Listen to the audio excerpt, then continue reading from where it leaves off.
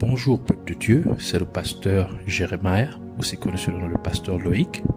Nous voulons écouter la parole de Dieu pour la semaine, mais avant tout nous voulons commencer par une parole de prière.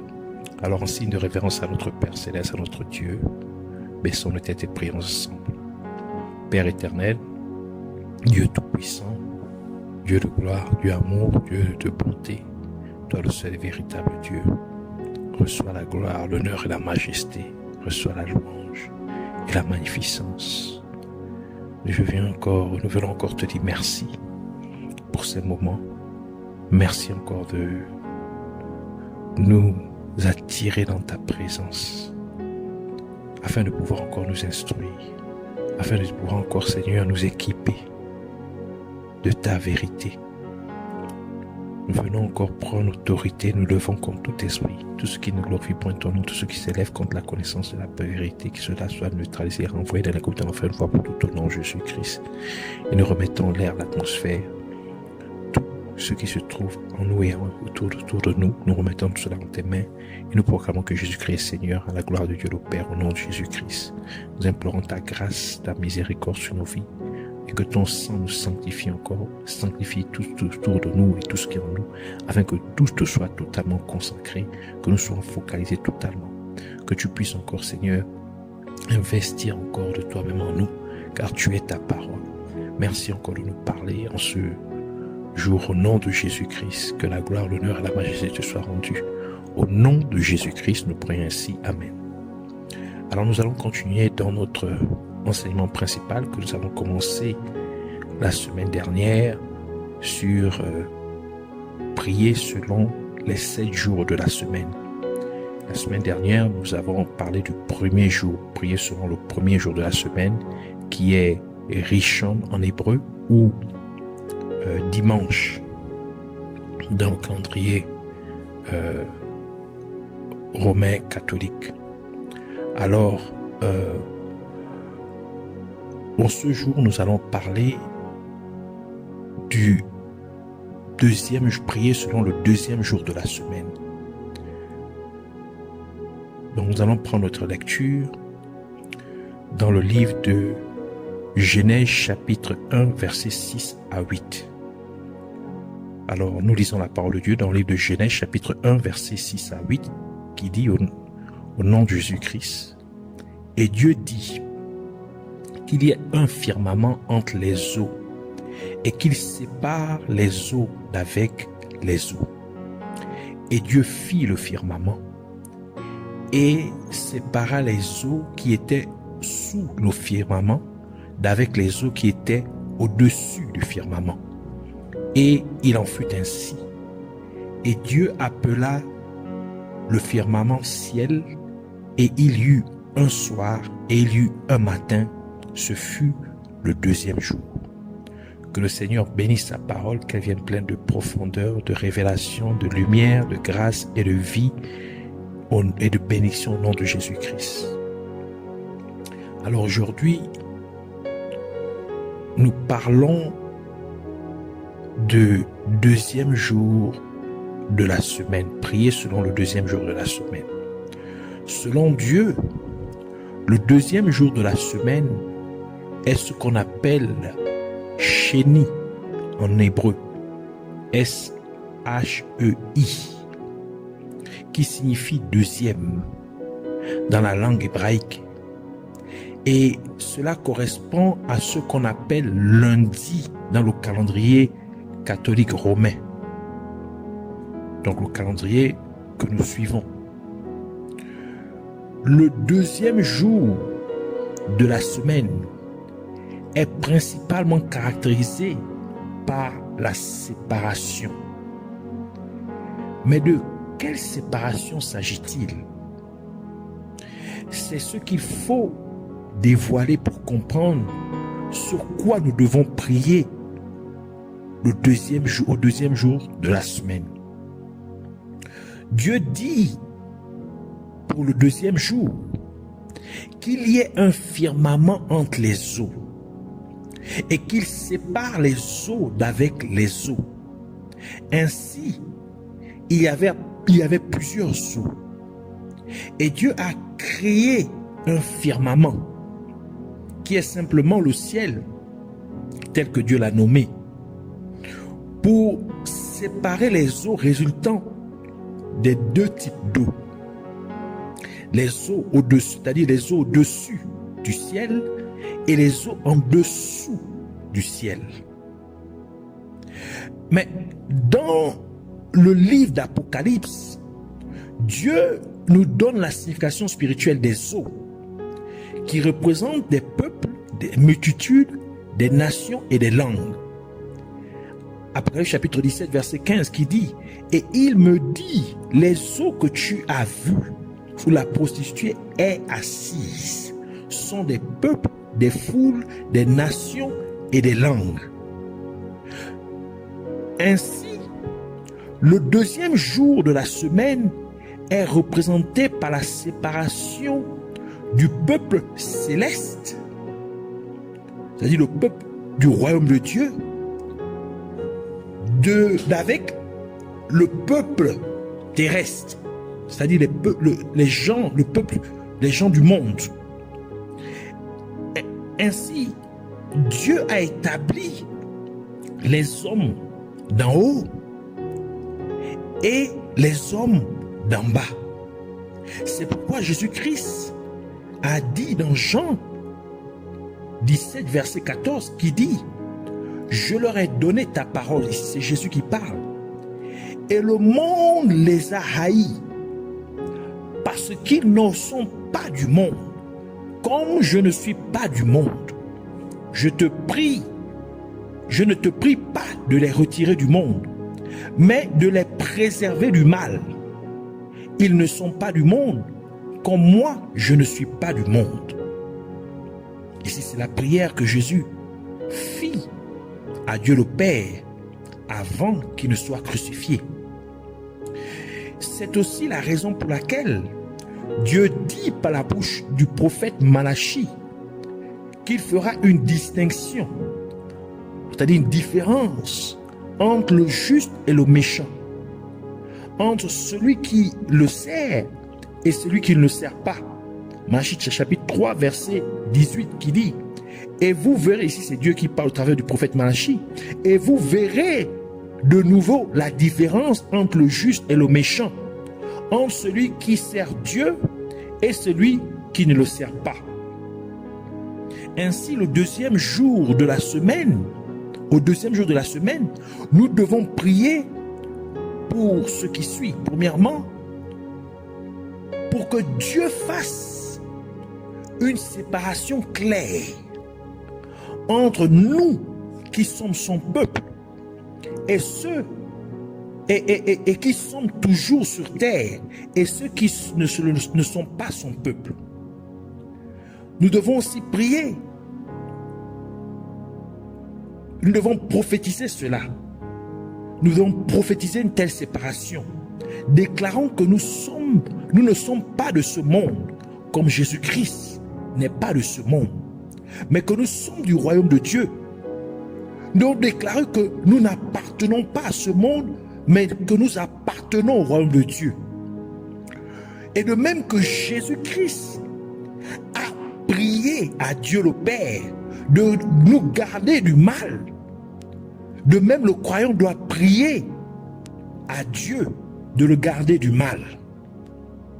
Le croyant doit également prier pour que Dieu fasse une distinction, une différence claire entre nous qui avons été déclarés justes par notre foi en Jésus-Christ et le méchant. Car la parole de Dieu dit dans Romains chapitre 5 verset 1, il dit: c'est pourquoi étant justifié par la foi, donc ici étant rendu juste par notre foi, nous avons la paix avec Dieu par notre Seigneur Jésus-Christ. Le croyant doit également prier pour que Dieu fasse une distinction claire entre nous qui servons Dieu et ceux qui ne le servent pas. Et une telle distinction devrait être dans tous les domaines de la vie. C'est-à-dire une distinction entre la façon dont le croyant parle, et la façon dont les gens du monde parlent.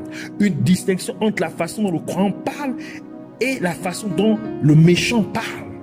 Une distinction entre la façon dont le croyant agit et la manière dont les gens du monde agissent.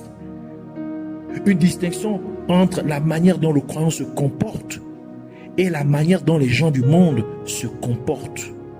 Une distinction dans la manière dont le croyant pense et la façon dont les gens du monde pensent. Une distinction dans la manière dont le croyant s'habille et la manière dont les gens du monde s'habillent. Et parce que nous n'appartenons pas à ce monde, mais au royaume de Dieu, nous sommes appelés à retourner d'où nous venons. C'est pourquoi nous devons prier pour que Dieu nous prépare pour le jour de l'enlèvement. Nous faisons ainsi chercher et être attachés aux choses qui sont d'en haut, c'est-à-dire les choses du royaume de Dieu, comme le dit la parole de Dieu dans Colossiens chapitre 3, verset 1 à 2, qui dit: si donc vous êtes ressuscités avec Christ, cherchez les choses d'en haut, où Christ est assis à la droite de Dieu. Fixez votre affection sur les choses d'en haut, pas sur les choses qui sont sur la terre. Romains chapitre 12, verset 2 ajoute pour dire: et ne vous conformez pas à ce monde, mais soyez transformés par le renouvellement de votre intelligence, afin que vous discerniez quelle est la volonté de Dieu, ce qui est bon, agréable et parfait. Et de la même manière que Dieu sépara le pays de Goshen, où le peuple d'Israël habitait quand ils étaient encore en Égypte, au temps de Moïse, il sépara le pays de Goshen de la plaie des essaims de mouches. Et Dieu mit une division entre son peuple et le peuple d'Égypte. Ainsi, le croyant doit prier au deuxième jour de la semaine pour que Dieu sépare sa maison, sa famille, ses affaires, son mariage et tout ce qui le concerne de tout fléau qui pourrait venir sur le monde, car l'Égypte du temps de Moïse était une représentation du monde. Le croyant doit prier pour que Dieu fasse la distinction entre son foyer et celui des gens du monde. Exode chapitre 8, verset 22 à 23 qui dit: mais en ce jour-là, c'est Dieu qui parle au travers de Moïse, je distinguerai le pays de Goshen où habite mon peuple, et là il n'y aura point de mouches, afin que tu saches que moi, l'Éternel, je suis au milieu de ce pays, et je mettrai une division entre mon peuple et ton peuple. Ceci sera pour demain. Et de la même manière que Dieu épargna le bétail du peuple d'Israël de la mort quand ils étaient encore en Égypte au temps de Moïse, ainsi le croyant doit aussi prier au deuxième jour de la semaine pour que Dieu épargne tout ce qui lui appartient de toute forme de mort qui peut frapper le monde. Exode chapitre 9 verset 6 qui dit: et l'Éternel fit cela le lendemain, et tout le bétail d'Égypte mourut, mais du bétail des enfants d'Israël, il n'en mourut pas une seule bête. Et de la même manière que Dieu épargna le pays de Goshen, où le peuple d'Israël habitait, quand ils étaient encore en Égypte, au temps de Moïse, de la plaie de la grêle, ainsi le croyant doit prier au deuxième jour de la semaine, afin que Dieu l'épargne, lui, sa maison, sa famille, son entreprise, son mariage, et tout ce qui le concerne, de toute forme de catastrophe qui pourrait s'abattre sur le monde. Exode chapitre 9, versets 25 à 26, qui dit: et la grêle frappa dans tout le pays d'Égypte tout ce qui était dans les champs, hommes et bêtes. Et la grêle frappa toutes les herbes des champs et brisa tous les arbres des champs. Ce fut qu'au pays de Goshen, où étaient les enfants d'Israël, qu'il n'y eut pas de grêle. Et de la même manière que Dieu épargna le pays de Goshen, où le peuple d'Israël habitait quand ils étaient en Égypte au temps de Moïse, de la plaie des pestes ténèbres. Ainsi, le croyant devrait prier au deuxième jour de la semaine pour que Dieu l'épargne, lui, sa maison, sa famille, son entreprise, et tout son mariage et tout ce qui le concerne, de toute forme de ténèbres qui pourrait tomber ou s'abattre sur le monde. Exode chapitre 10, versets 22 à 23 qui dit: Et Moïse étendit sa main vers le ciel, et il y eut 3 jours d'épaisses ténèbres dans tout le pays d'Égypte. On ne se voyait pas les uns les autres, et personne ne se leva de sa place pendant 3 jours. Mais il y avait de la lumière dans les lieux où habitaient tous les enfants d'Israël. Et de la même façon que Dieu fit une différence entre le peuple d'Israël et les Égyptiens, lorsque les Israélites étaient en Égypte au temps de Moïse, de telle sorte que ce sont les Égyptiens eux-mêmes qui demandèrent au peuple d'Israël de sortir librement d'Égypte, bien qu'ils étaient les esclaves des Égyptiens. Ainsi, le croyant devrait prier au deuxième jour de la semaine pour que Dieu mette tant de différence entre son peuple et les gens du monde, de telle manière que ce soit les gens du monde qui seraient ceux-là même qui demanderaient à Dieu de retirer son peuple du monde. En d'autres termes, il demanderait que le retour de Jésus-Christ puisse avoir lieu. Exode chapitre 11, versets 7 à 8 qui dit: Mais parmi tous les enfants d'Israël, depuis les hommes jusqu'aux animaux, pas même un chien ne remuera sa langue, afin que vous sachiez quelle différence l'Éternel fait entre l'Égypte et Israël. Alors tous les serviteurs que voici descendront vers moi et se prosterneront devant moi en disant: Sors, toi et tout le peuple qui est avec toi. Après cela, je sortirai. Moïse sortit de chez Pharaon dans une ardente colère. Donc, comme nous l'avons déjà mentionné, que chaque jour vient avec ses bénédictions, mais aussi avec ses adversités. Donc le lundi, le royaume des ténèbres est également à l'œuvre. Toutes les sectes sataniques se réunissent respectivement dans leur lieu de réunion tous les lundis, généralement aux environs de 16 heures, pour adorer Lucifer, c'est-à-dire adorer le diable, Satan. Les principales raisons pour lesquelles ils se réunissent le lundi sont que la plupart des vraies églises de Dieu n'ont pas d'activité religieuse majeure le lundi, car la plupart d'entre elles auraient eu leurs services principaux le jour précédent, qui est le dimanche, ce qui laisse beaucoup de place au royaume des ténèbres pour opérer le lundi. Deuxième raison, c'est que le lundi est le jour de la semaine où Lucifer lui-même est aux commandes. Donc c'est lui qui opère dans le royaume des ténèbres, c'est lui qui opère principalement et qui donne les instructions, c'est lui qui organise la journée du lundi par rapport au royaume des ténèbres. Et il descend sur terre de la planète Saturne avec ses 24 vieillards pour envoûter